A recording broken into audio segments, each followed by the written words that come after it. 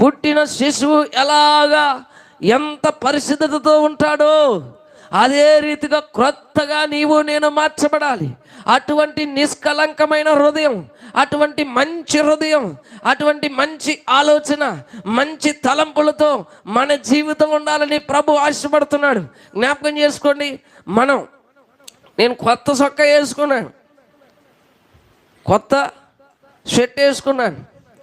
ఇప్పుడు ఈ పాయింట్ ఏమో మొత్తం మరకలుగా కొంచెం అక్కడక్కడగా చినిగిపోయిన పాయింట్ నేను వేసుకున్నాను అనుకోండి, బాగుంటుందా? బాగుంటుంది చెప్పండి? బాగుండదు.